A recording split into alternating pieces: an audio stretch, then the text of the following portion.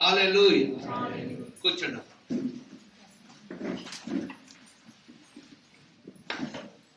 గతించిన రాత్రికాల సమయంలో మీకు ఈరోజు మెసేజ్ గురించి పంపించేది ఏంటది? పంపలేదమ్మా? అయ్యో, అయితే బాగా సేవ్ అయిపోయారు మీరు. నీవు సిద్ధముగా ఉన్నావా? అది ఈరోజు వాక్య సందేశం. చెప్పండి, ఏంటండి ఇది? ఇప్పుడు అనండి, నేను సిద్ధముగా ఉన్నానా? నేను అడిగాను మిమ్మల్ని, నీవు సిద్ధముగా ఉన్నావా అంటే మన మట్టుకు మనం నేను సిద్ధంగా ఉన్నానా అని ఒకసారి అందరూ కలిసి నేను సిద్ధముగా ఉన్నానా అనండి. దేని కొరకు? దేని కొరకమ్మా? పరలోకం కొరకు. ఇంకా అమ్మా? దేవుడు వస్తున్నప్పుడు మనం వధు సంఘంగా ఆయన ఎదుర్కోవడానికి. దేవుడు వచ్చేస్తున్నప్పుడు అంట మనం అందరం పరుగున ఆయన్ని ఎదుర్కోవడానికి అని చెప్పబడుతూ ఉంది. ఓకే, వాక్యంలోనికి వెళ్ళిపోతే దాన్ని ఇంకా క్లియర్ గా స్పష్టంగా మనం అర్థం చేసుకోగలం. మంచి దర్శనాన్ని మనం చూడగలం. దేవుడు మనతో మాట్లాడబోతూ ఉన్నాడు. యెహెజ్కేలు గ్రంథం 38వ అధ్యాయం 7వ వచనం. యెహెజ్కేలు గ్రంథం 38వ అధ్యాయం 7వ వచనం. నీవు సిద్ధముగా ఉండుము, నీవు సిద్ధపడి నీతో కూడా కలిసిన సమూహము అంతటిని సిద్ధపరచుము, వారికి నీవు కావలి అని ఉండవలెను. ఇక్కడ యెహెజ్కేలు గ్రంథంలో 38వ అధ్యాయం 7వ వచనంలో ఈ రీతిగా చూస్తూ ఉన్నాం. మన మెసేజ్ టైటిల్ నీవు సిద్ధముగా ఉన్నావా అన్నాం కదా. ఇక్కడ ఎంత క్లియర్ గా మనతో దేవుడు మాట్లాడుతూ ఉన్నాడో జాగ్రత్తగా వినవలసిందిగా మనం చేయించు ఉన్నాడు. నీవు సిద్ధముగా ఉండుము, నీవు సిద్ధపడి నీతో కూడా కలిసిన సమూహం అంతటినీ సిద్ధపరచుము, వారికి నీవు కావలివై ఉండవలెను. అద్భుతమైనటువంటి మాట. ఈ మాట నేను చదువుతూ ఉన్నప్పుడు పరిశుద్ధాత్మ దేవుడు నా హృదయాన్ని గుచ్చుతూ ఉన్నట్లుగా నేను అనుకున్నాను. ఎంత చక్కని మాట. చివరి దినాలలో, ప్రభువు రాకడ దినాలలో మొదటి భక్తి సరిపోదంట, చివరి భక్తి అభివృద్ధి నోచుకోవాలి. మొదటి స్థితి కంటే కనపడి స్థితి అభివృద్ధి కావాలి. క్రైస్తవ జీవితం ఫలభరితమైన జీవితం కోరుచూ ఉన్నాడు మన రక్షకుడైనటువంటి మన ప్రభు. ఫలదాయకమైనటువంటి జీవితాన్ని చూసి ఆయన ఆనందించువాడంట. కానీ ఏమైపోతూ ఉన్నది అంటే, మొదటి స్థితి కంటే కడపటి స్థితి అభివృద్ధి కావాలి అంటే మొదటి స్థితి అభివృద్ధిలో ఉన్నాం, కడపటి స్థితి నీరసము, బలహీనత. ఇంకా వెళ్ళినట్లయితే కిందని పడి చతికిలు పడి ఉన్నట్లుగా క్రైస్తవ జీవితాలు, కుటుంబాలు మనకు కనబడుతూ ఉన్నాయి. మనము కూడా అందులో ఉన్నటువంటి వారమే, మనం గొప్పవారం కాదు. అందుకే పరిశుద్ధాత్మ దేవుడు దానిని గుర్తించి మనతో మాట్లాడుతూ ఉన్నాడు. నీవు సిద్ధముగా ఉండుము. ప్రతి ఒక్కరు ఉండవలసింది. క్లియర్ గా మాట్లాడుతూ ఉన్నాడు. నీవు సిద్ధముగా ఉండుము, నీవు సిద్ధపడి నీతో కూడా కలిసిన సమూహం అంతటినీ సిద్ధపరచుము. ఇది ఒక ప్రసంగికుడు చేస్తున్న ప్రసంగము కాదు. స్పష్టంగా ఆకాశము భూమి గతించిన నా మాటలు సున్నా గాని పొల్లు గాని గతించవు అన్నటువంటి చెప్పిన దేవుని యొక్క మాట. ఆకాశం గతించిపోవచ్చు, భూమి గతించిపోవచ్చు, సముద్రాలు ఎడారులుగా, ఎడారులు సముద్రాలుగా, కొండలు లోయలుగా, లోయలు కొండలుగా మారిపోవచ్చు. కానీ ఆయన ఇచ్చినటువంటి దేవుని వాక్యము ఎక్కడ మారదు అని దేవుని వాక్యం సెలవిస్తూ ఉంది. అటువంటి దేవుని వాక్యం అంటూ ఉన్నది, నీవు సిద్ధపడ్డం కాదు, అనేకులను నీవు సిద్ధపరచాలి అని మాటలు మనం వింటూ ఉంటాం. కానీ ఈరోజు స్పష్టంగా దేవుని యొక్క గ్రంథంలో దేవుని యొక్క వాక్యం అంటున్నాడు, నీవు సిద్ధపడి నీతో కూడా కలిసిన సమూహం అంతటిని. ఎవరు మనతో కలిసి ఉంటారు? మన కుటుంబం, ఎవరు మనతో కలిసి ఉంటారు? మన సమాజంలో ఉన్నటువంటి వారు. ఎవరు మనతో కలిసి ఉంటారు? మన స్నేహితులైనటువంటి వారు. ఎవరు మనతో కలిసి ఉంటారు? మన బంధువులైనటువంటి వారు. ఎవరు మనతో కలిసి ఉంటారు? విశ్వాస సమూహమైనటువంటి దేవుని కుటుంబం. ఇన్నింటినీ దేవుడు చూసుకుంటూ మనతో మాట్లాడుతూ ఉన్నాడు. ఏమనంటే, నీతో కూడా కలిసిన సమూహం అంతటినీ సిద్ధపరచుము, వారికి నీవు కావలి అయి ఉండవలెను. కావలివాడా, అనేక మార్లు ఆ సందేశం ఆలకించాం. మనం కావలివారం, కేక వేయాలి. ప్రభు రాకడ గురించి మనం మాట్లాడాలి. ప్రభు రాకడ సువార్తను అందించాలి. మనం సిద్ధపడుతూనే మనకి దేవుడిచ్చిన సమూహం అంతటికి కావలి అయి ఉన్నటువంటి మనము ఏమంటూ ఉన్నాడు? నీవు సిద్ధపడుతూ వారిని సిద్ధపరచాలి. సిద్ధపాటు. యేసు శీఘ్రముగా వచ్చును,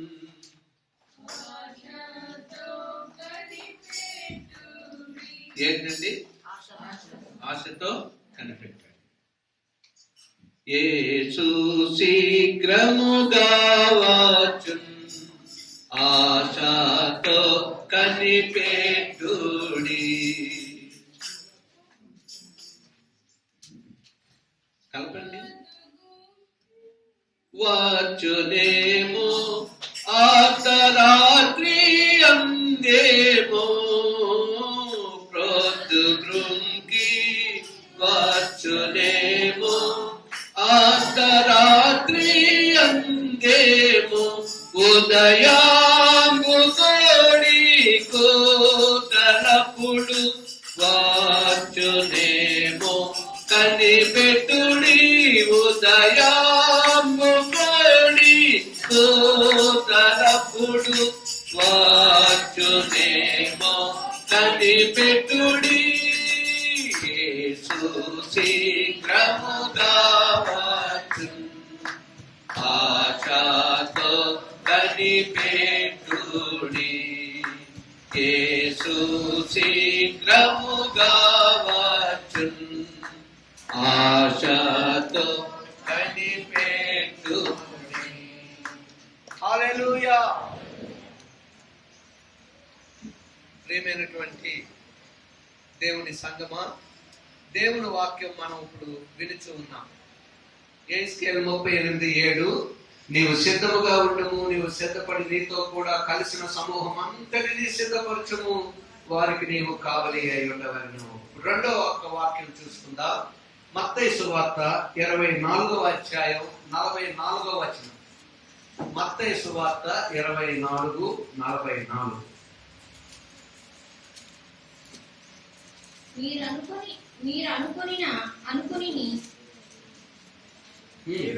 కొనని గడియలో మనుష్య కుమారుడు వచ్చును కనుకనే మీరు సిద్ధముగా ఉండండి. ఏమన్నాడు? మీరు అనుకోనని గడియలో మనుష్య కుమారుడు వచ్చును గనుక మీరు సిద్ధముగా ఉండండి. అందుకే మనం పాట పాడాం కదా, అర్ధరాత్రి వస్తాడు, కోడి కూసినప్పుడు వస్తాడు, ఉదయకాలం వస్తాడో, ఎప్పుడు వస్తాడో మనకు తెలియదు కనుక మనం సిద్ధముగా ఉండాలి. సంఘము సిద్ధముగా ఉండాలి. బంధువులను సిద్ధపరచాలి, కుటుంబాన్ని సిద్ధపరచాలి, స్నేహితులను సిద్ధపరచాలి, సమాజంలో ఉన్న వారిని సిద్ధపరచాలి, ఎంకరేజ్ చేస్తూ ఉండాలి, సువార్తను అందిస్తూ ఉండాలి. ఒక పక్క రివైవల్ కార్యాలు కూడా మనం చేస్తూ ఉండాలి. అందుచేత మీరు అనుకోని గడియలో మనుష్య కుమారుడు వచ్చును కనుకనే మీరును సిద్ధముగా ఉండుడి. అంటే ప్రభువు రాకడికి సిద్ధపడుతున్న దేవుని సంగమా, అనుకోని గడియలో ఏమన్నాడు? దొంగ ఎలాగో వస్తాడు, దొంగ చెప్పినాడు, సో ఆ రీతిగా నేను వస్తాను అని. అనేక రీతులుగా దేవుడు యొక్క రాకడ గురించి బైబిల్ గ్రంథము బహుతేటగా మనతో మాట్లాడుతూ ఉంది. కానీ మనం సిద్ధపడకపోతే మనం కూడా పరలోక పట్టణం పోగొట్టుకుంటాం.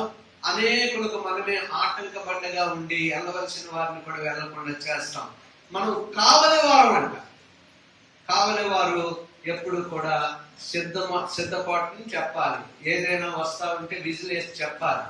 చూడండి, అన్ని చోట్ల కూడా హెచ్చరికలు ఇచ్చేవారు అందరూ కూడా కావలి వారు. సో ప్రియమైనటువంటి వాళ్ళని ఇంకొక మాట మనం చూసుకున్నట్లయితే ప్రకటన గ్రంథం ఆఖరి అధ్యాయం 12వ వచనంలో, ఇదిగో త్వరగా వచ్చుచూ ఉన్నాను, వాని వాని క్రియ చొప్పున ప్రతి వానికి ఇచ్చుటకు నేను సిద్ధపరిచిన జీతము నా యొద్ద ఉన్నది. ప్రకటన గ్రంథం 22:12లో, ఇదిగో త్వరగా వచ్చుచూ ఉన్నాను, వాని వాని క్రియ చొప్పున ప్రతి వానికి ఇచ్చుటకు నేను సిద్ధపరిచిన జీతం నా యొద్ద ఉన్నది. ప్రభు యొద్ద జీతం ఉందంట. వాని వాని క్రియల ప్రకారము వారికి జీతం. ఒకప్పుడు నేను యవన కాలంలో, అంటే అది 1976 అనుకోవచ్చు, మంచి రివైవల్ సమయం 80-81 అనుకోవచ్చు. ఆ సమయంలో మరి గొప్ప రివైవల్ కార్యాలు జరుగుతూ ఉన్నప్పుడు పెద్దవారిని చూసినప్పుడు మేము ఏదో నేర్చుకోవాలని వారి దగ్గరికి వెళ్ళేవారు.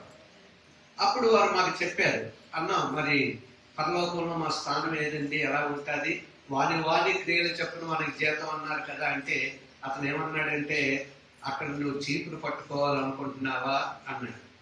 అయితే స్లీపర్ పోస్టులు కూడా అక్కడ ఉన్నాయా అనుకున్నాను. అప్పుడు తర్వాత నువ్వు కుర్చీ మీద కూర్చోవాలనుకుంటూ ఉన్నావా, అందులో కూడా రకరకాల కుర్చీలు అంట, విఐపి, వివిఐపి, నార్మల్ చైర్స్ అవన్నీ ఉన్నాయి. సినిమా హాల్లో కూడా అలాగే కదా ఉంటాయి. ఈ మధ్య నా టికెట్ల గురించి ఒకటే గొడవ, ఎక్కించాలి తగ్గించాలి అని చెప్పి. సో ఏది ఏమైనా ఎక్కువ ధర తక్కువ ధర. సో ఈ రీతిగా మాకు చెప్తూ ఉన్నప్పుడు, ఓహో అయితే స్లీపర్ క్లాస్ కూడా ఉంటుందేమో అక్కడ, అంటే రైల్వే కాదు, స్లీపర్ తుడిచేవారు పోస్ట్ ఏమో. కానీ ప్రియమైనటువంటి వారు, నేను నేర్చుకున్నది ఏంటో తెలుసా, మనం వివిఐపి వచ్చాడు అనుకోండి, మోడీ గారు వచ్చారు, లేదా చీఫ్ మినిస్టర్ వచ్చారు, లేకపోతే మన కలెక్టర్ గారు వచ్చారు, లేదా మన గవర్నర్ గారు వచ్చారు, ఇంకెవరైనా పెద్దవారు వచ్చారు అన్నప్పటికీ ముందు కూర్చోవాలనుకుంటాం అనుకుంటాం అనుకుంటారు కదా. ముందే పరుగు పరుగు దూరిపోయి వెళ్ళిపోయి ముందు కూర్చుంటాం. ఎందుకంటే వాళ్ళ దగ్గర నుంచి చూడాలి. దగ్గర నుంచి ఎప్పుడు చూడగలుగుతాం తెలుసా, మనం ఆత్మీయంగా ఎదుగుతున్న కొలది విఐపి సీట్లు, అంటే ప్రభు దగ్గర కూర్చునే వాటి కోట్లాది దేవదూతలు దేవుని స్తుతిస్తూ ఆరాధిస్తూ ఉన్నటువంటి ఆ గొప్ప సమయంలో మనం ప్రభు దగ్గర ఉన్నాం అనుకోండి, ఎంత అదృష్టవంతులు. అందుచేత మనకి ఈ పోస్టులు తొట్టడానికి, కూర్చోడానికి, తినడానికి, భోజనాలు వడ్డించడానికి, పెట్టడానికి కాదు, ఆకులు తీయడానికి కాదు. అక్కడ దేవుడు ఉండదు. అంచేత అక్కడ ఏంటంటే దివారాత్రుల్లో ఆరాధన ఉంటుంది. దేవుడే అక్కడ నీతి సూర్యుడిగా ఉంటాడు. ఈ సూర్యుడు కాదు, మరి ఆ యొక్క పరలోకం అంతా కూడా ఆయనకు వెలుగుతూనే ఉంటుంది. మరి ఆ టైంలో ఆయనకు దగ్గరగా ఉండి ఆయన్ని స్తుతించే ఆ మహాభాగ్యం కొరకు మనము సిద్ధపడుతూ ఉన్నామా లేదా అనేది చాలా ప్రాముఖ్యమైనటువంటిది. అందుచేత వాని క్రియల చెప్పున వానికి జీతము ఉంది. చాలా మంది అంటారు, ఒకసారి నువ్వు రక్షణ పొందామంటే పరలోకం వెళ్ళిపోతావు, ఏదైనా చిన్న తప్పులు చేస్తే పర్వాలేదులే అని చెప్పే పాస్టర్ గారు కూడా ఉంటారు. నువ్వు తప్పు చేసావు కనుక నరకానికి వెళ్ళిపోతున్నావు అని చెప్పిన పాస్టర్ గారు కూడా ఉంటారు. కానీ మనల్ని కొరకు పరలోకం వేడి, అంటే సింహాసనం వేడి శిలువ మరణం పొందినటువంటి దేవాది దేవుడు ఒకసారి మన పాపాలు ఒప్పుకొని ఆయన ఆజ్ఞ ప్రకారము బాప్తిజం తీసుకొని ఆయన బిడ్డగా అయిన తర్వాత ఆయన విడిచిపెట్టగలరు. అందుకే ప్రతి ఆదివారం మీకు వాక్యం బోధింపబడుతూ ఉంది. ప్రత్యేకమైనటువంటి దినాలలో వాక్యం బోధింపబడుతూ ఉంది. ఈ దినాల్లో ఎక్కడ చూసినా టీవీలో ఉదయం సాయంత్రం 24 గంటలు వారి సంఘాలలో కూడా, ఈవెన్ కరోనా టైంలో జూమ్ యాప్ల ద్వారా దేవుని వాక్యం ఎక్కడ ఆగలేదు. దేవుని వాక్యం ఆగదు కూడా, ఎంతమంది ఆపు చేయాలన్నా సరే ఆగదు. అందుచేత మనకి కరోనా వేళల్లో దేవుని యొక్క దైవజనుడి యొక్క వర్తమానాలు చాలా ఎక్కువైపోయాయి. అయితే ఒకటే మనం జాగ్రత్తగా ఉండాలి ఏంటంటే, తప్పుడు బోధలకు, అంటే చివరి దినాల్లో తప్పుడు బోధలు ఎక్కువ వచ్చేస్తాయంట. దానికి ఆకర్షితులు కాకూడదు. ధనము మనకు ముఖ్యం కాదు, కానీ ధనవంతుడైన దేవుడు మనకు ముఖ్యం. ధనవంతులు గోరు వారందరూ కూడా నానా విధములైనటువంటి శోధనలో ఉరిలో పడుతూ ఉంటారు. అందుచేత ఈ లోక సంబంధమైన ధనము కొరకు కాదు కానీ పరలోక ధనవంతుడైనటువంటి దేవుడు మనకు తోడుగా ఉంటే ఈ లోకంలో ఏ కొదువ ఉండదు. సో ప్రియమైనటువంటి వాళ్ళరా, మనము ఎలాగ సిద్ధపడుతూ ఉన్నాము? అయితే ఈ సిద్ధపాటులో మనకు అశ్రద్ధ వద్దు, సోమరితనం వద్దు. రేపు చూసుకుందాంలే, రేపు భక్తి చేద్దాంలే, రేపు వెళ్దాంలే దైవ సన్నిధికి అని అనడానికి వీలు లేదు. రేపు వాక్యం చదువుదాంలే, రేపు ప్రార్థన చేద్దాంలే అనడానికి వీలు లేదు. రేపు సాక్ష్యం ఇద్దాంలే అనడానికి వీలు లేదు. రేపు సువార్తను చేస్తానులే అని అనడానికి వీలు లేదు. రేపు రేపు రేపు కాదు, ఈనాడే, ఈ సమయంలోనే. అంటే అటువంటి సిద్ధపాటుతో సంఘము ఆయన కొరకు ఉండాలని దేవుడు కోరుతూ ఉన్నాడు. అందుచేతే ఏమంటూ ఉన్నాడు అంటే లోకా 21:36 ఒక సంవత్సరం మనకు ఇవ్వబడినటువంటి దేవుని యొక్క వాగ్దానం. కాబట్టి మీరు జరగబోవు వీటి నెలను తప్పించుకొని మనుష్య కుమారుని ఎదుట నిలవబట్టుకు శక్తి గలవారగునట్లు ఎల్లప్పుడూ ప్రార్థన చేయొచ్చు మెలకువగా ఉండుడనను కొన్ని ప్రాచీన ప్రతులలో పాత్రులని ఎంచబడినట్లు. శక్తి గలవారగునట్లు అంటే పాత్రులని ఎంచబడినట్లు ఎల్లప్పుడూ ప్రార్థన చేయొచ్చు మెలకువగా ఉండేది. ప్రార్థన మనం ఒకప్పుడు మన ప్రార్థనా గోపురంలో అలాగా ప్రార్థన చేసుకుంటూ ఉండేవారు. కానీ ఎప్పుడైతే ఇక్కడ సంఘం వచ్చిందో అక్కడ కొంచెం ఆ సంఘాన్ని మరి గృహంగా మారుస్తూ ఉన్నాము. ప్రార్థనలు ఈ కరోనా వేళల్లో కూడా కుంటిపడ్డాయి. ఎంత పెద్ద పుల్పిట్ దేవుడు ఇచ్చాడు. ఇక్కడ కన్నీరు కారుస్తూ రోధిస్తూ ప్రార్థించే స్థలం ఇది. ఇండియా మ్యాప్ పెట్టుకోవడానికి, ఆంధ్ర మ్యాప్ పెట్టుకోవడానికి, ఆ యొక్క దేశాల కొరకు, రాష్ట్రాల కొరకు, టౌన్స్ కొరకు ప్రార్థించడానికి, ప్రపంచ పటం పెట్టి ప్రార్థించడానికి ఇంత పెద్ద స్థలాన్ని దేవుడిచ్చాడు.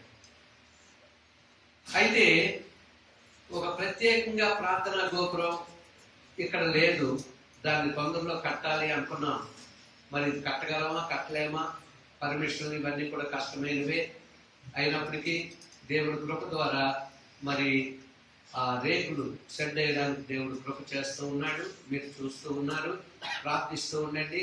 అక్కడ ప్రేయర్ టవర్లో ప్రార్థనా గోపురం, అలాగే ఎవరైనా సేవకులు వస్తే ఉండడానికి సేవకులకు ఒక గది, అలాగే సండే స్కూల్ జరపడానికి, దేవుని చిత్తమే జనాభా ఎక్కువగా ఉంటే స్క్రీన్ పెట్టి అక్కడ అందరూ కూడా కూర్చొని వెళ్ళడానికి ఏర్పాటు చేయబడుతూ ఉంది.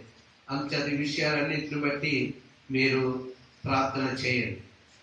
మనమంట ప్రార్థన చేస్తూ ఉంటే సమస్యలు వచ్చేస్తున్నాయని ప్రార్థన మానేసిన వారు అనేక మంది.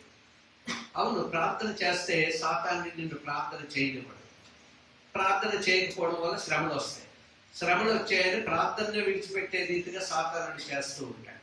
అందుచేత ప్రియమైనటువంటి వాళ్ళ శ్రమలు, నిందలు ఎన్ని వచ్చినా అవి మనకి డాష్ మేలుకొంటే ఇంకా అనుభవం ఎక్కడి నుంచి వస్తుందంటే మనకు వచ్చిన శ్రమల ద్వారా, నిందల ద్వారా, అవమానాల ద్వారా, పరిస్థితుల ద్వారా, వీటన్నిటి ద్వారా మనకి అనుభవం వస్తుంది. అనుభవం అంటే ఏంటంటే దేవుని గుణ లక్షణాలన్నీ మనం నేర్చుకోవడానికి. అదే అనుభవం అంటే. దేవుని గుణ లక్షణాలు నేర్చుకోవడమే ఆత్మఫలం ఏమనగా ఆ 9 ఆత్మవరములు 9. మనం ఆత్మవరములకు వెళ్ళిపోతాం కానీ ఆత్మఫలం అవసరం లేదు అనుకుంటాం. కానీ ప్రతి విశ్వాసి ఆత్మఫలం కలిగి ఉండాలి. హల్లెలూయా.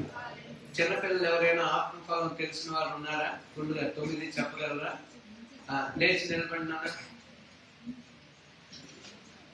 ఇలాగొచ్చి నీ స్వరం వినబడి అంట. అందుకు నువ్వు మైక్లోనే మాట్లాడాలి. కళ్ళజోడు కూడా ఉంది కనుక ఇంకా గట్టిగా మాట్లాడాలి. ఆత్మఫలం ఏమనగా ప్రేమ, సంతోషము, సమాధానము, దీర్ఘశాంతము, దయాళత్వము, మంచితనము, సాత్వికము, విశ్వాసము, సాత్వికము, ఆశా నిగ్రహము.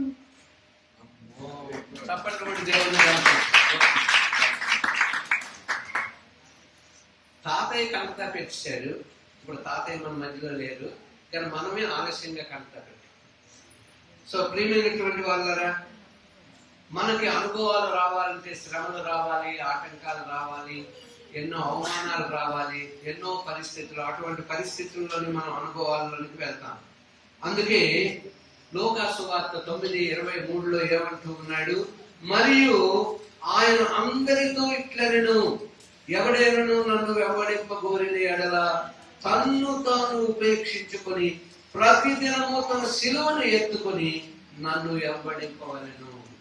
సో మరియు ఆయన అందరితో ఇట్లనెను, అందరితో, నాతో మీతో అందరితో, ఎవడైనను నన్ను వెంబడింపగోరిన ఎడల తన్ను తాను ఉపేక్షించుకొని ప్రతిదినము తన శిలువను ఎత్తుకొని నన్ను వెంబడించాలి. సో ప్రియమైనటువంటి వాళ్ళ తన శిలువ మనం ఎత్తుకున్నాం కనుక ఎన్నో రకాలైనటువంటి పరిస్థితులు గుండా మనం వెళ్ళవలసిన వారముగా ఉన్నాము. అయితే వెనుతట్టు చూడకుండా గురి వైపే చూస్తూ, అందుకే గురి ఎత్తుకే నేను పరిగెత్తుతూ ఉన్నాను అంటూ ఉన్నాడు అపోస్తలుడైనటువంటి పౌలు.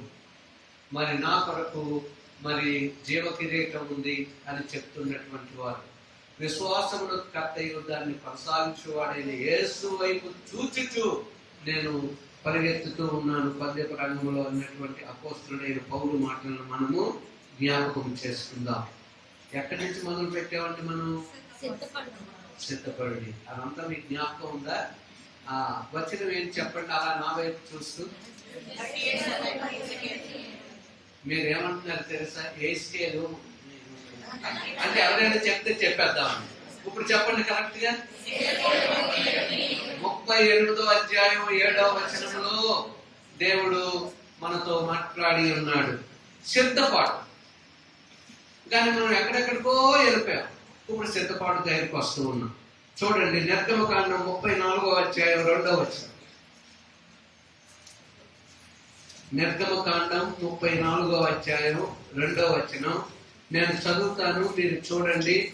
ఉదయమునకు నీవు సిద్ధపడి ఉదయమున సీనాయి కొండ ఎక్కి అక్కడ శిఖరము మీద నా సన్నిధిని నిలిచి ఉండవలెను. ఉదయమునకు నీవు సిద్ధపడి, ఎవరితో మాట్లాడుతున్నాడు? మోసే. ఇప్పుడు ఎవరితో మాట్లాడుతున్నాడు? నాతో. ఏమంటున్నాడంటే, ఉదయమునకు నీవు సిద్ధపడి ఉదయమున సీనాయి కొండ ఎక్కి, అంటే పరలోకము అని అర్థం. సీనాయి కొండ దేవుని మందిరం, పరలోకము. కొండ ఎక్కి అక్కడ శిఖరము మీద నా సన్నిధిని నిలిచి ఉండవలెను. నా సన్నిధి, నీ సన్నిధే పెన్నిధి దేవా, నీ సన్నిధే పెన్నిధి దేవా, పరుగున వచ్చా చూడాలని, పరుగున వచ్చా నిన్ను చూడాలని, స్వరమినాలని, స్వరమినాలని, స్వరమినాలని, నీ స్వరమినాలని. రాజా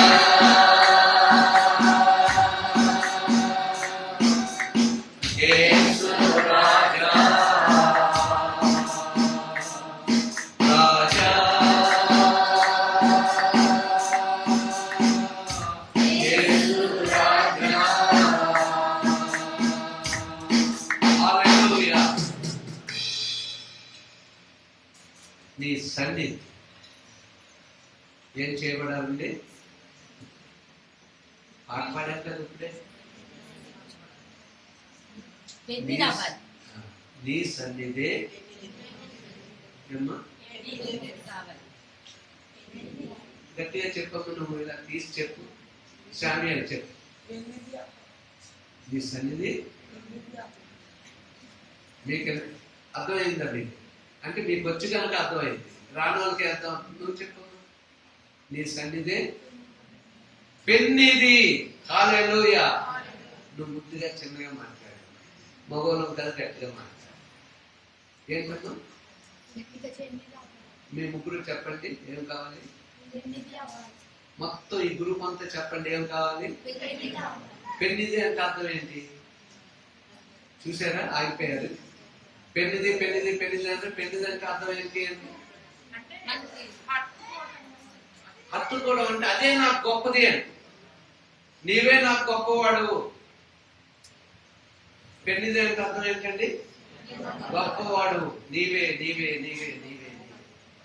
సో ప్రియమైనటువంటి వాళ్ళారా, సీనాయి కొండ మీద నీ వెళ్ళు, కనిపెట్టు. ఏంటి? ప్రార్థనలో కనిపెట్టు, నా స్వరం వినడానికి కనిపెట్టు. సియోను అంటే దేవుని మందిరం, అంటే పరలోకము. పరలోకము మనము చేరాలి అంటే దేవుని మందిరం అనే సియోను కొండ, ఎత్తైన కొండ మీదకి వెళ్ళి నీవు అక్కడ సిద్ధముగా ఉండు అని చెప్పి మోసేతో దేవుడు చెప్తున్న రీతిగా మనం చూస్తూ ఉన్నాం. శిఖరము మీద నా సన్నిధిని నిలిచి ఉండవలెను. సన్నిధి అంటే ఆయన, సన్నిధి అంటే ఆయన మాటలు, మనతో మాట్లాడటం, ఆయనతో సహవాసం.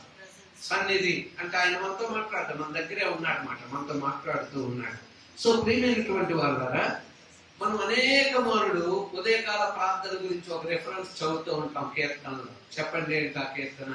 కృప, తండ్రి కుమార పరిశుద్ధాత్ముడు. 5:3. సో కీర్తనలో 5:3లో మనం ఏమి చూస్తున్నాం? యెహోవా ఉదయమున నా కంఠస్వరం నీకు వినబడును, ఉదయమున నా ప్రార్థన నీ సన్నిధిని సిద్ధము చేసి కాచియుందును. మరి కీర్తనాకారుడైనటువంటి దావీదు అంటూ ఉన్నాడు, ఉదయమున నా కంఠస్వరము నీకు వినబడును. అంటే మనం పాట పాడకుండా, ఆరాధించకుండా, ప్రార్థించకుండా ఆయనకి ఎలా వినబడుతుంది? ఉదయ కాలమే నా కంఠస్వరము నీకు వినబడును, ఉదయమున నా ప్రార్థన నీ సన్నిధిని సిద్ధము చేసి కాచియుందును. నీ సన్నిధి అంటే నీవు నిలుచున్న స్థలము, నీవు మాట్లాడుతున్న స్థలము, నీవు మాతో సహవాసం చేస్తున్నటువంటి స్థలము. అందుచేత నా ప్రార్థనను నేను సిద్ధం చేసి నీ సన్నిధిని నేను కాచియుందును అంటే నేను వేచి ఉంటాను అని అర్థం. సో ఉదయకాల ప్రార్థన అంటే కొన్ని ఈ రోజు అని కాదు, కానీ నార్మల్ గా ఉదయకాల ప్రార్థనలు లేచి నిలబడమను. ఎందుకంటే కొత్త ఎవరైనా ఉంటే మిమ్మల్ని చూస్తారు, మీరు బాధపడతారు. చేయొద్దండి, నేను ఉదయం 6 నుంచి 7 వరకు ప్రార్థిస్తున్నాను, 5 నుంచి 6 వరకు ప్రార్థిస్తున్నాను, 4 నుంచి 5 వరకు ప్రార్థిస్తూ ఉన్నాను. సో చాలా సంతోషం. ఉదయకాలం మా కుటుంబంలో మేము కూర్చొని ఆ యొక్క అధ్యాయాలు చదువుకుంటూ, అధ్యాయాల్లో ఉన్న విషయాలను ధ్యానం చేస్తూ, ప్రార్థన చేస్తూ, ఆరాధిస్తూ ఎంత ఆనందిస్తున్నామో తెలుసా? ఆ 1 hour ఆ దినమంతా కూడా చాలా యాక్టివ్ గా ఉంటున్నాం. అందరూ జ్యోతి యాక్టివ్ గా ఉంటుంది, లిల్లీ యాక్టివ్ గా ఉంటుంది, వంటలు చేస్తున్నటువంటి ఇద్దరు కూడా యాక్టివ్ గా ఉంటూ ఉన్నారు. మా ఇంట్లోకి వచ్చిన వారు కూడా యాక్టివ్ గా ఉంటున్నారు. నేను కూడా యాక్టివ్ గా పరిగెడుతున్నాను. దేనికి?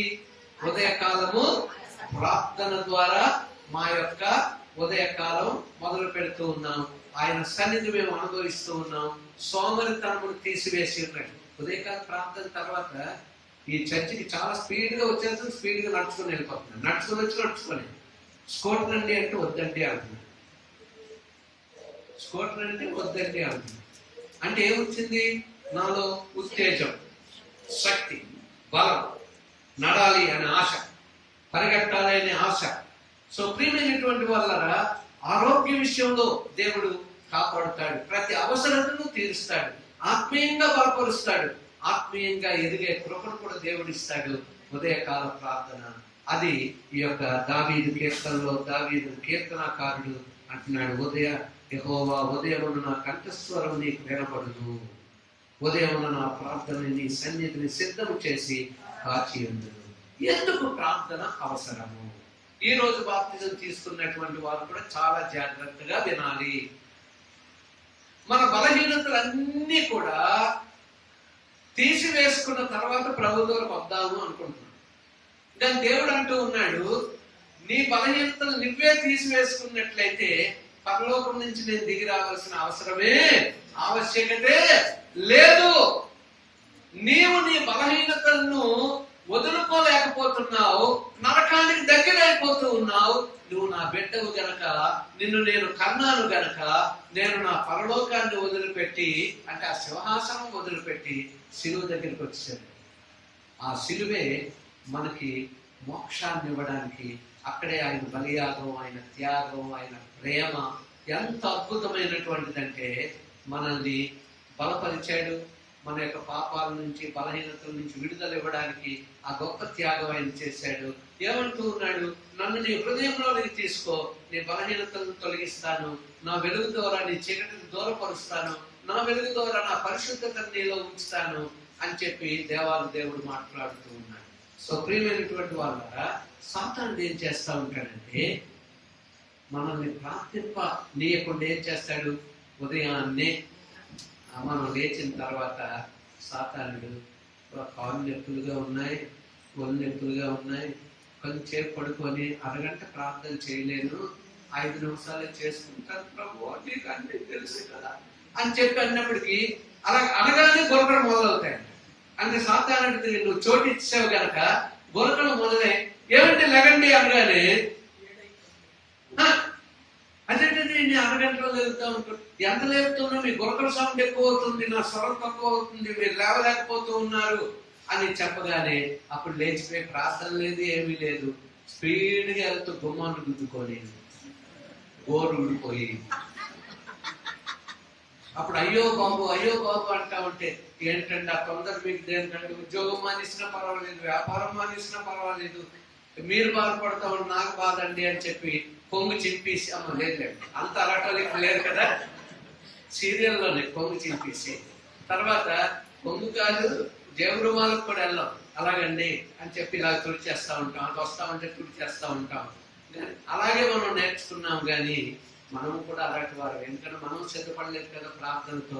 అప్పుడు సాతానుడు అంటాడంట, మనం గుంటూరు వెళ్ళాలనుకోండి ఇక్కడి నుంచి, చూడు ప్రార్థన చేయకుండా నేను ఇక్కడ చేశాను, కొంచెం ఆలస్యమైన వీడు బయలుదేరి గుంటూరు వస్తూ ఉన్నాడు, రైల్వే స్టేషన్లో, ఎయిర్పోర్ట్లో, బస్ స్టాండ్లో మీరందరూ రెడీ అయినా? Yes sir. ఎవరు? అపవాది, దయ్యాలన్నీ అక్కడ ఉంటాయి. స్టేషన్ దిగినా, ఎయిర్పోర్ట్ దిగినా, బస్ స్టాండ్ దిగినా, కారు దిగినా, హోటల్ దగ్గర దిగినా, ఎక్కడ దిగినా అక్కడే ఉండి చాలా అక్కడక్కడ బిజీ అయిపోయిన తర్వాత అక్కడ ప్రార్థన మానేస్తాం. అంటే ప్రార్థన మానిపించడానికి వాడి యొక్క సైన్యాన్ని. దాని దేవుడు ఏమంటున్నాడు? నీ ఉదయకాల ప్రార్థన చేసినప్పుడు దేవదూతలు నీ దగ్గరకు వస్తారు, నా పరిశుద్ధాత్మ కంచె నీ చుట్టూ ఉంటుంది, నా సన్నిధి నీకు తోడుగా వస్తుంది, ఇటు అటు నా సన్నిధిని నీవు అనుభవిస్తావు, నీకు ఎటువంటిది సంభవించకుండా దేవదూతల యొక్క కాపుదల మరి నీకు ఉంటుంది అని చెప్పి దేవాది దేవుడు అంటూ ఉన్నాడు. కానీ వాడి సన్నిధి అంటే సాతానుడికి మనం చోటిస్తూ ఉన్నాం. ఇక మీద జాగ్రత్తగా ఉండాలి. ఎక్కడికి వెళ్ళినా బైబిల్ చదవకుండా బయటికి వెళ్ళకూడదు, ప్రార్థన చేయకుండా పని ప్రారంభించకూడదు. బైబిల్ ప్రాముఖ్యత, ప్రార్థన, ఈ రెండు ప్రతి క్రైస్తవుడికి చాలా ఇంపార్టెంట్. సో ప్రియమైనటువంటి వాళ్ళారా, చూడండి, యెహోషువ 1వ అధ్యాయం 11వ వచనం చదువుతాం. టైం అవుతూ ఉంది, నేను కొంచెం తగ్గించి ఫినిష్ చేస్తాను. తొందరగా చదవండి తీసినటువంటి. మీరు స్వాధీనపరచుకున్నటకు మీ దేవుడైన యెహోవా మీకిచ్చుచున్న దేశమును స్వాధీనపరచుకొనుబోవుటకై 3 దినములలోగా మీరు ఈ యోర్దానును దాటవలెను కనుక ఆహారమును సిద్ధపరచుకొనండి. అదండి మన సిద్ధపాటు ఇక్కడ వచ్చింది. సిద్ధపాటు రాగానే నేను చిన్న గేర్ పెట్టించుకోవాలి బైబుల్. ఇంటికి వెళ్ళిన తర్వాత పెన్షన్ ఉంటే ఇక్కడ, పెన్ ఉంటే ఇంటి దగ్గర. సో ప్రియమైనటువంటి వాళ్ళరా, 3 దినములలోగా ఆహారము మీరు సిద్ధపరచుకోవాలి. మీరు యోర్దాను దాటబోతూ ఉన్నారు, కనానుకు వెళ్ళబోతూ ఉన్నారు. దేవుని ప్రియ సంగమ, మనము ప్రభువు రాకడికి సిద్ధమై పెండ్లి విందు కొరకు మధ్యాకాశంలో వరుని కొరకు సిద్ధపడే వధువుగా మనము సిద్ధముగా ఉండవలసినటువంటి వారముగా ఉన్నాము.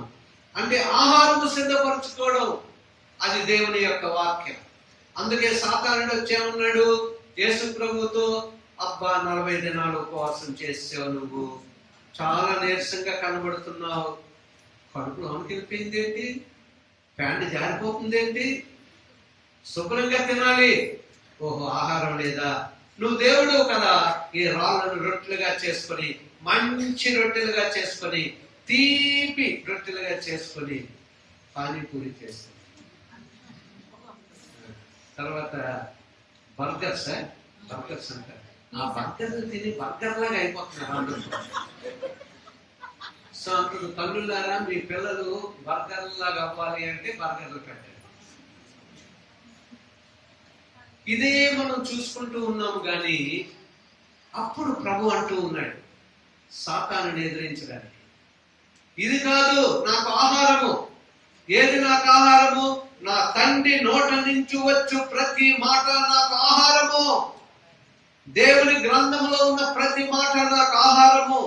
ఉదయకాలం నేను చదువుతున్నటువంటి దివ్య వాక్కు నాకు ఆహారము. ఈ ఆహారమే పరలోకానికి చేరుస్తుంది. ఈ ఆహారమే ఆత్మీయంగా బలపరుస్తుంది. ఈ యొక్క ఆత్మీయ ఆహారమే నన్ను సిద్ధపరుస్తూ ఉంటుంది ఆయన రాకడకు అని చెప్పి అనగానే వాడు తోక ముడుచుకుంటాడు.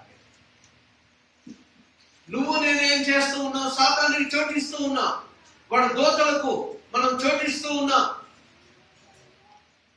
ప్రియమైనటువంటి వాళ్ళరా, మనమంతా దైవ సన్నిధి మనతో ఉండాలంటే, దేవదూతల యొక్క కంచె మనతో ఉండాలి అంటే, ఆయన కాపుదల భద్రత క్షేమం మనతో ఉండాలి అంటే, దేవుడు అంటూ ఉన్నాడు వాక్య ధ్యానం, ప్రార్థనతో సిద్ధపాటు.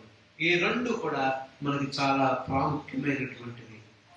యోర్దాను బాప్తిజానికి సాదృశ్యం. ఈ రోజు బాప్తిజం తీసుకునేటువంటి వారు, ఎన్నో సంవత్సరాల ముందుగా బాప్తిజం తీసుకున్నటువంటి మనము ఇప్పుడు ఏం చేయబోతూ ఉన్నాం? యోర్దాను దాటబోతూ ఉన్నాం. ఎక్కడికి వెళ్ళబోతూ ఉన్నాం? కానానులోకి ప్రవేశించబోతూ ఉన్నాం. పరలోక రాజ్యానికి వెళ్ళడానికి మొట్టమొదటి దేవుడు మధ్యాకాశంలో పెండ్లి విందు కొరకు సిద్ధపడిన వధువు సంఘమును తీసుకుని వెళ్ళడానికి, ఆకర్షించుకోవడానికి వరుడు రాబోతూ ఉన్నాడు. వధువుగా ఉన్నటువంటి మనమంట మన సిద్ధపాటు ఎలా ఉండాలి? ఆయన సన్నిధిలో ఉండాలి అంటే ఆయన వాక్యం, ఆ ప్రార్థనా జీవితం, ఈ రెండు కూడా సంఘానికి అవసరం. ఇప్పుడు రాబోయే దినాల్లో క్రైస్తవుడికి శ్రమలు అనగానే ఆనందించాలి. శ్రమలు అనగానే ఆనందించాలి. శ్రమలు వచ్చాయి అంటే ప్రభు రాకడ సమీపంలో ఉంది. క్రైస్తవులు శ్రమల్లోనే ఆనందించాలి. మా దేవుడు మమ్మల్ని రక్షించకపోయినా మేము మాత్రము నీ మాట వినం, నీ దేవతలకు పూజించాము. మా దేవుని కొరకే మేము జీవిస్తాం. అగ్నిలో నుంచి సద్రకు మేసుడు అబేద్నెగోని రక్షించలేదా? తర్వాత సింహాల బోనులో నుంచి దానియేలును రక్షించలేదా? ఒక్కసారి వారు తీసుకున్న ఒక తీర్మానము వాళ్ళని రక్షించింది. అప్పుడు రాజ శాసనాలు మార్చబడ్డాయి. సద్రకు మేసుడు అబేద్నెగోలు దేవుడే మన దేవుడు అని రాజ శాసనం మార్చేశాడు.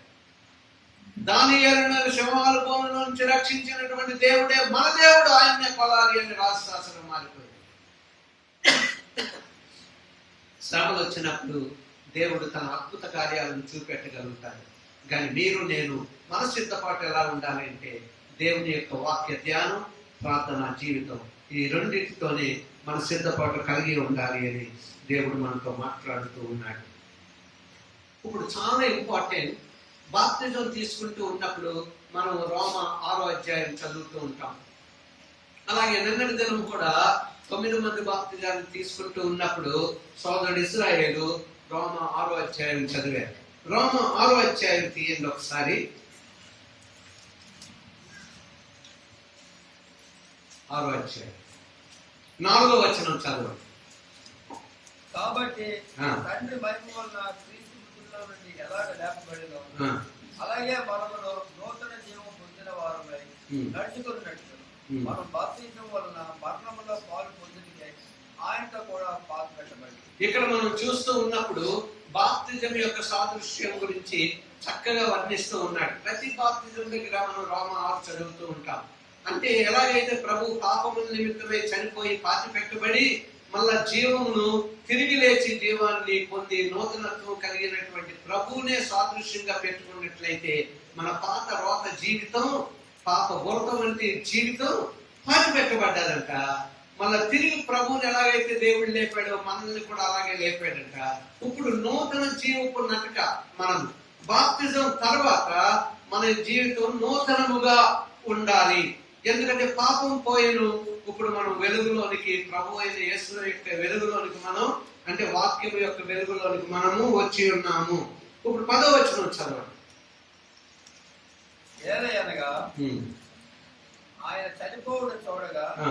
పాపం విషయమై ఒక్కమారే చనిపోయాడు కానీ ఆయన జీవించింది చూడగా. చూడండి, పాపము విషయమే ఒక్కమారే ఆయన చనిపోయిన మాటలు జ్ఞాపకం ఉంచుకోవాలి. పాపము విషయంలో ఒక్కసారి చనిపోయినప్పుడు మళ్ళా తిరిగి ఎందుకు నువ్వు పాపం చేయాలి అని అడుగుతూ ఉన్నాడు పరిశుద్ధాత్మ దేవుడు. మనము బాప్తిజంలో పాతి పెట్టబడ్డాం. పాత జీవితం, బలహీనతలు, అన్ని రకాలైనటువంటి పరిస్థితులు పాతి పెట్టబడ్డాయి. పాతి పెట్టబడిన తర్వాత నూతన జీవపు నటకను ప్రారంభించడానికి ఆత్మదేవుని సహాయంతో మనము లేపబడ్డాము. 11వ వచనం కూడా చదవండి. అటువలే మీరును పాపం విషయమై మృతులుగాను దేవుని విషయమై క్రీస్తు యేసునందు సజీవులుగాను. చూడండి, పాపం విషయమై మృతులుగాను జీవము విషయమై క్రీస్తు యేసులో మనము జీవము కలిగినటువంటి వారిగా. ఎందుకంటే ప్రభు ఎలాగైతే పాపాల నిమిత్తం చనిపోయి మళ్ళా ప్రభు తిరిగి లేపి ఉన్నాడో అలాగే మనము బాప్తిజం పాతి పెట్టబడి తిరిగి ప్రభువుతో కూడా లేపబడినటువంటి మనము తిరిగి పాతాట్లకి వెళ్ళకూడదు. ఒక ఆయనకి పేకాట చాలా ఇష్టంగా ఉండేది. పేకాట రక్షణ పొందాడు. రక్షణ పొందిన తర్వాత స్నేహితుల దగ్గరికి వెళ్ళాడు.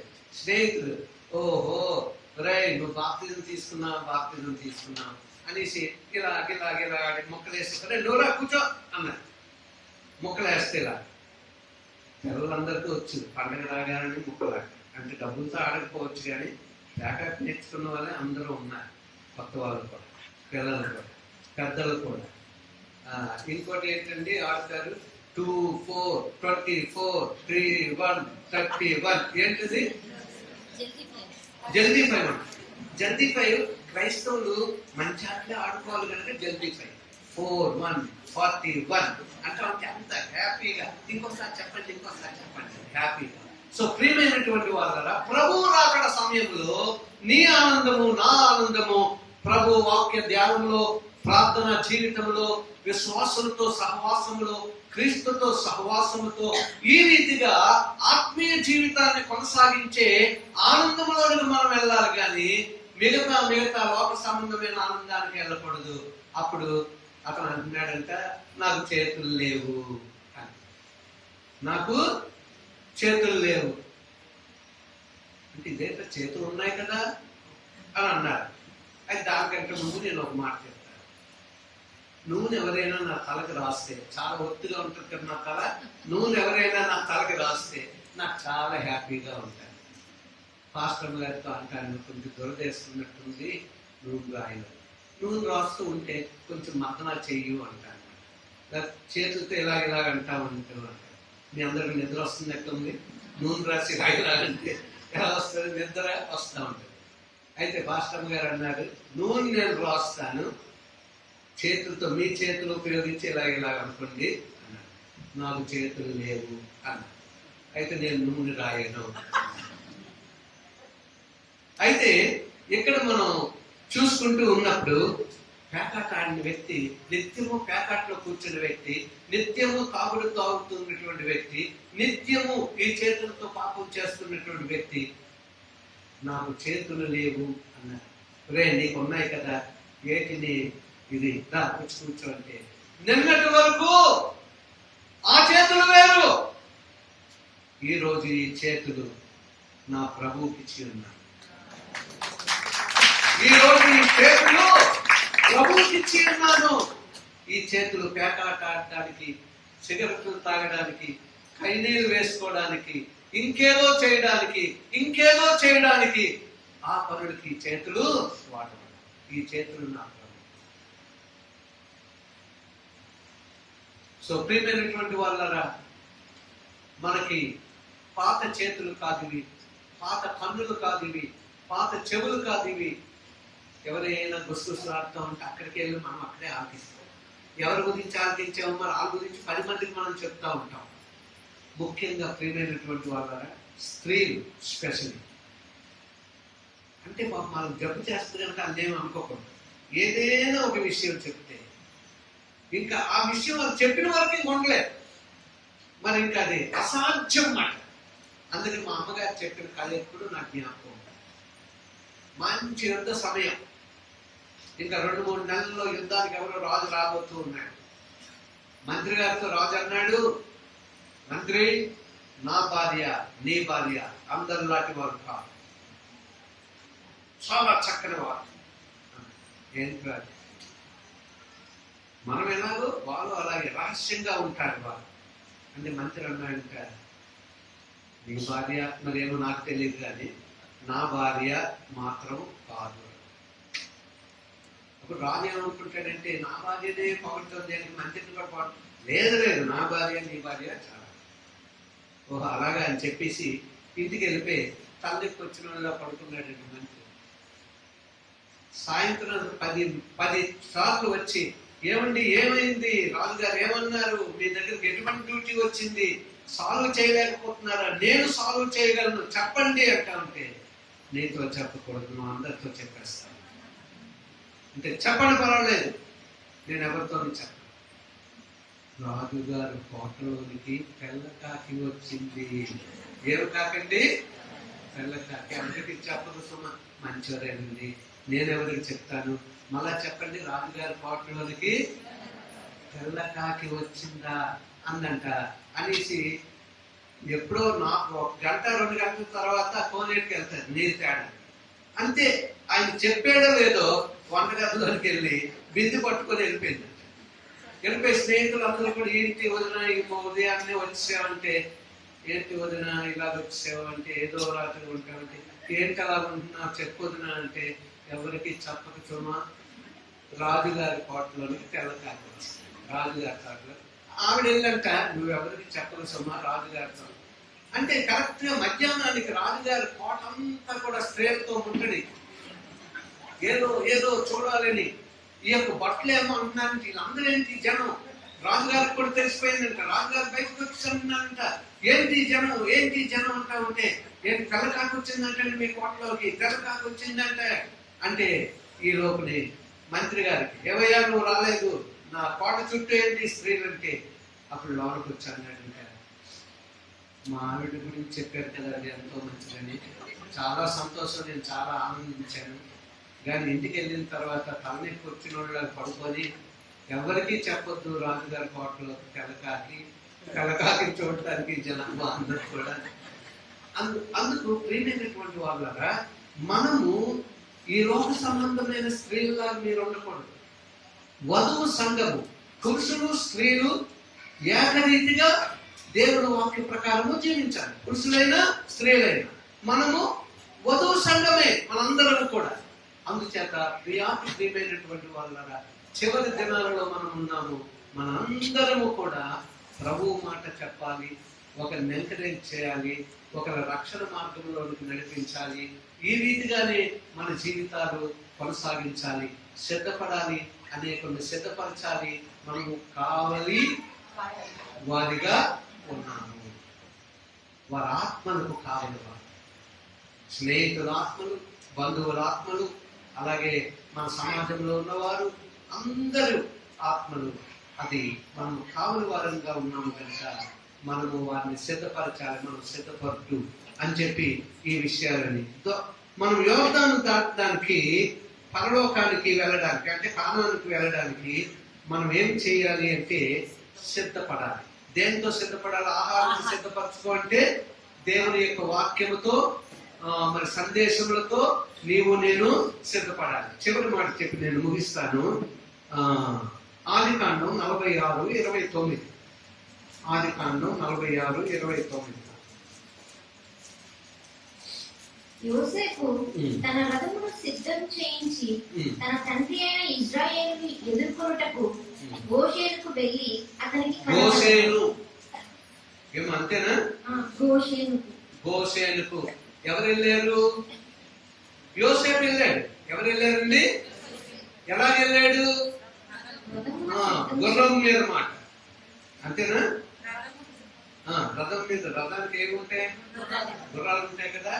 గుర్రాల మీద, రథం మీద వెళ్ళాడు. ఎవరిని కలుసుకోవడానికి? తండ్రిని కలుసుకోవడానికి, తండ్రికి ఆహ్వానం పలికి తండ్రిని తీసుకొని రావడానికి, సాధారణంగా తీసుకొని రావడానికి. ఎందుకంటే ఐగుప్తుకి యోసేపు మరి ఫరో తర్వాత రాజుగా ఉన్నాడు. మరి యోసేపుకు తెలియకుండా ఎవరి కాలు గాని చేయి గాని కలపడానికి వీల్లేదు అని చక్కని మాట అక్కడ రాశారు. అయితే ఆ యొక్క యోసేపు తన తండ్రిని సాధారణంగా ఆహ్వానించడానికి మరి తన రాజుగా ఉన్నటువంటి ఆ యొక్క ప్రదేశానికి తండ్రిని తీసుకుని రావడానికి వెళ్ళాడు. దేని మీద?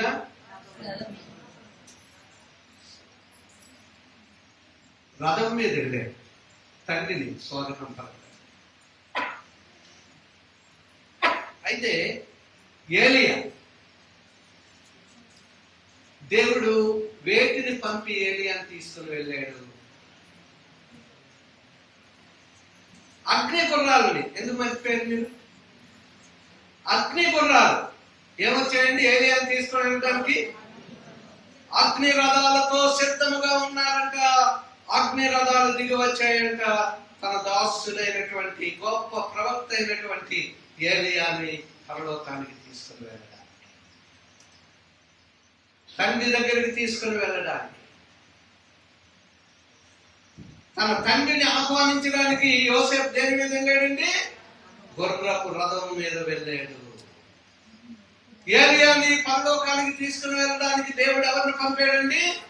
అగ్ని రథాలను. అమ్మయ్య, నెక్స్ట్ ఏంటి? మనం మెరుపు రథాల మీద. మనము మెరుపు రథాల మీద. ఎరుపమ్మా? మెరుపు మెరుపు మెరుపు రథాలంట. ఎక్కడ ఉన్నాయి చెప్పండి. అంటే కాదు, మంచి బాగా టీచర్ గారు మెరుపు రథాల మీద. కరెక్టే. తెలుసా మీకు? ఆ చెప్పిన మాట కరెక్టే. అంటే మెరుపు రథాలని కాదు కానీ పరిశుద్ధాత్మ అభిషేకం. అగ్ని నాలుకలోనే పరిశుద్ధాత్మ విభజింపబడి అందరి మీద వాలగా పరిశుద్ధాత్మ అభిషేకం. వాక్యం చదువుతూ ప్రార్థన చేస్తూ, దేవా నీ ఆత్మతో నన్ను నింపు. ఎందుకు మనం నింపబడడం లేదు? అనేకులు ఎందుకు నింపబడడం లేదు? అనేకులు ఎందుకు భాషలతో మాట్లాడలేకపోతున్నారు? అనేకులు ఎందుకు ప్రవచనాలు ప్రవచించలేకపోతూ ఉన్నారు? అనేకులు ఎందుకు దర్శనాలు చూడలేకపోతూ ఉన్నారు? పరిశుద్ధాత్మ అభిషేకం తక్కువగా కనబడుతుంది. ప్రభువు అక్కడికి సిద్ధమయ్యే వధువు సంఘము పరిశుద్ధాత్మ అగ్ని నాలుకలు దిగి అపోస్తలుల మీద ఎలాగైతే వాలయ్యో 120 మంది మీద మన మీద అది వాలుతూ ఉన్నప్పుడు అగ్ని నాలుకలు మనల్ని సిద్ధము చేస్తాయి.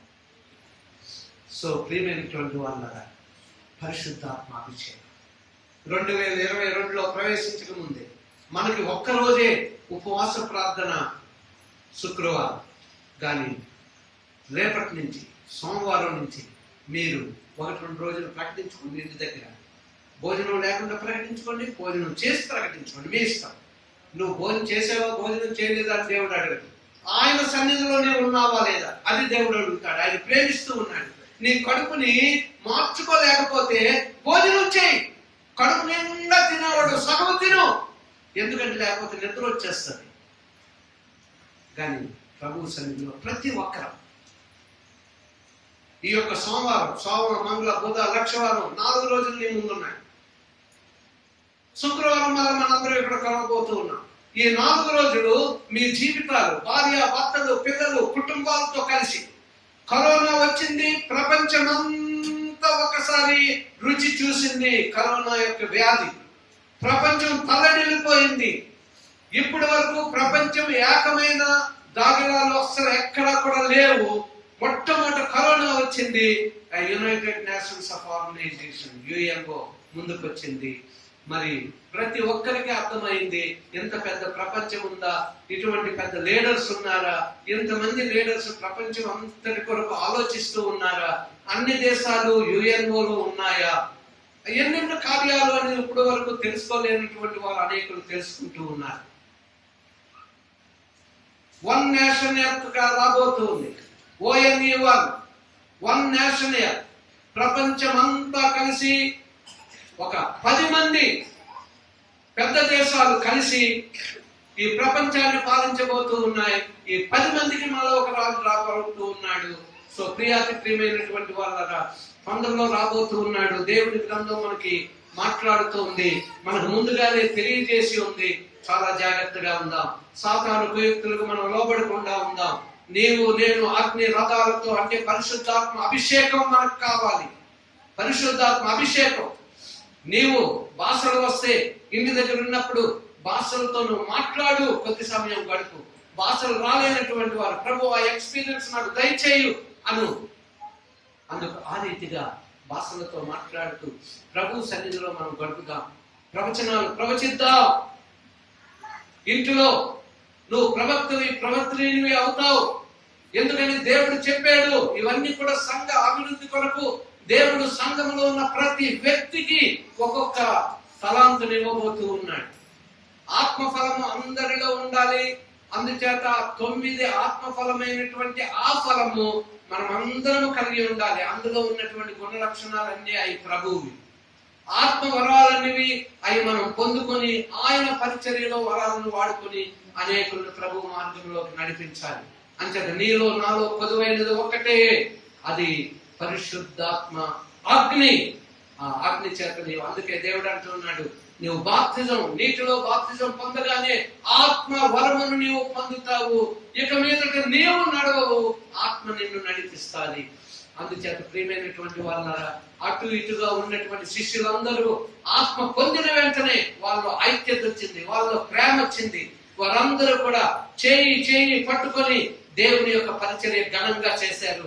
ఎన్ని రకాలైనటువంటి సాతానుడు కుయుక్తుల దగ్గరకు వచ్చిన వారు ప్రభు కొరకు జీవించారు, మండారు, అనేకులను మండించారు. చివరి వరకు వారు ప్రాణం పోయిన వరకు కూడా దేవుని కొరకు వారు వాడబడ్డారు. అందుచేత నీవు నేను కూడా మనలో అనేకులు దేవుని కొరకు వాడబడాలి అంటే నీవు నేను మండాలి, అనేకులను మండించాలి. అందరం లేచి నిలబడతాం. అందరం లేచి నిలబడతాం. అందరం లేచి నిలబడతాం. ఎవరి మట్టుకు వారే ప్రార్థన చేస్తున్నారు. దేవుడు నీతో మాట్లాడితే నువ్వు ప్రార్థన చేసుకో, నీ జీవితం సమర్పించుకో. పరిశుద్ధాత్మ నిన్ను బలపరచబోతూ ఉన్నాడు. పరిశుద్ధాత్మ నిన్ను వెలిగించబోతూ ఉన్నాడు. పరిశుద్ధాత్మ నిన్ను మండించబోతూ ఉన్నాడు. పరిశుద్ధాత్మ యొక్క అభిషేకం నువ్వు అనుభవించబోతూ ఉన్నావు. భార్య భర్తలు పిల్లలు కలిసి ఏకత్వంతో సోమ మంగళ బుధ లక్షవారం సమయం ఉన్నప్పుడు అరగంటో గంటో ప్రభు సన్నిధిలో గడిపే కృప దేవుడు ఇవ్వబోతూ ఉన్నాడు. ప్రభు సన్నిధి మీరు అనుభవించబోతూ ఉన్నారు. దేవుడు నిన్ను నన్ను ఆత్మీయంగా బలపరచబోతూ ఉన్నాడు. దేవుడు కదిలిస్తూ ఉన్నాడు. మనం కదిలే వారిగా ఉండాలని, సోమరి వారిగా మనం ఉండడానికి వీలు లేదు. మనం కదులుతో కదిలించే వారిగా ఉండాలి, యాక్టివ్ గా ఉండాలి, ఆత్మచేత మండింపబడుతూ ఉండాలి. ప్రార్థించు సోదరి. Thank you. హోరేబు కొండ ఇది, ప్రార్థన శిఖరమిది. హోరేబు కొండ ఇది, ప్రార్థన శిఖరమిది. నా రాజు స్థానమిది, నా యేసు స్థలము ఇది. నా రాజు స్థానమిది, నా యేసు స్థలము ఇది. ఆకానా భూమి ఇది, నా వాగ్దానా భూమి ఇది. హోరేబు కొండ ఇది, పోరాడు స్థలము ఇది, యుద్ధ భూమి ఇది. పోరాడు స్థలము ఇది, యుద్ధ భూమి ఇది. మోసే కొండ ఇది, ప్రార్థన శిఖరం ఇది. మోసే కొండ ఇది, ప్రార్థన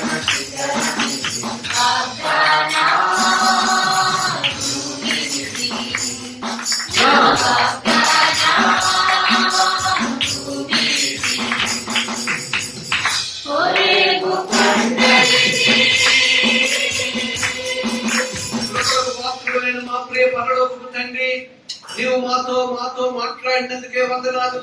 నీ గొప్పదైన అభిషేక ఆత్మను ప్రతి ఒక్కరిలో ఉంచినందుకు వందనాలు. నీ వాక్యం అందరిలో ఫలించులాగా కృప దయచేయమని ప్రార్థిస్తూ ఉన్నాము తండ్రి. నీ దేవదూతల కంచె, నీ యొక్క అగ్ని కంచె, నీ పరిశుద్ధాత్మ కంచె నా తండ్రి ఇదిగో ప్రతి కుటుంబము అనుభవించదురు గాక నీ నామంలో ప్రకటిస్తూ ఉన్నాను. ఆ గృహంలో వాక్య సందేశము, ఆ గృహంలో వాక్య ధ్యానము, ఆ గృహంలో ప్రార్థన జీవితము, ఆ గృహంలో విజ్ఞాపన జీవితము నాయన ప్రార్థన విజ్ఞాపనలతో ఉన్నటువంటి గృహములుగా ప్రతి గృహమును ఆశీర్వదించబడి ప్రార్థిస్తూ ఉన్నాము. నూతన జీవపు నడకను మా అందరికీ దయచేయమని ప్రార్థిస్తూ ఉన్నాము. రోత జీవితము, పాప జీవితము ఇక మాలో ఉండడానికి వీలు లేదు నా తండ్రి. ఈ కాళ్ళు నీవి, ఈ చేతులు నీవి, ఈ కళ్ళు నీవి, ఈ చెవులు నీవి నాయన. ప్రతిదీ నీవు నా ఇచ్చిన అవయవములన్నీ కూడా నీ సాధనములుగా, నీతి సాధనములుగా వాడబడలాగున ఆత్మదేవుడా మమ్మల్ని అందరినీ అభిషేకించు. ఎవరి బిడ్డలను అభిషేకించు, బిడ్డలను అభిషేకించు, స్త్రీలను పురుషులను అభిషేకించు నాయన. సిసిసి కుటుంబాలన్నింటినీ అభిషేకించు. మేము శుక్రవారం దినం ఉపవాసములకు 10 నిమిషములు తక్కువ 10 గంటలకు ఇక్కడ కూడినప్పుడు బలమైన నీకు అభిషేక ఆత్మను కలిగిన వారముగా మేము ఇక్కడ కూడుకునేందుకు సహాయం చేయాలి. మహిమ ఘనత ప్రభావములు యేసయ్య వారి దివ్యనామమును బట్టి వేడుకొనుచు ప్రార్థిస్తున్నాము పరమ తండ్రి. దేవాది దేవుడు చక్కని ఆరాధన ఇచ్చినందుకు, వాక్యం మనలో ఫలింప చేసినందుకు చేతుల మీదకి దేవుని స్తుతించుకుంటాం. హల్లెలూయా, హల్లెలూయా, హల్లెలూయా. యేసు రక్తమే చేయి.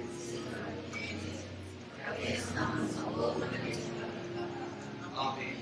నా ప్రాణమా యెహోవాను స్తుతించుము, నా అంతరంగమున సమస్తము ఆయన పరిశుద్ధ నామమును స్తుతించుము.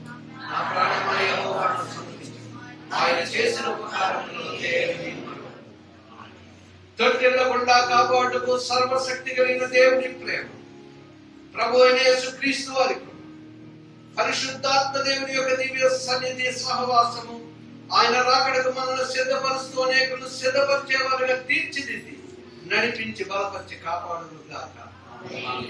హల్లెలూయా, హల్లెలూయా, హల్లెలూయా. అందరికీ వందనాలు. ప్రభు మిమ్మల్ని దీవించును గాక.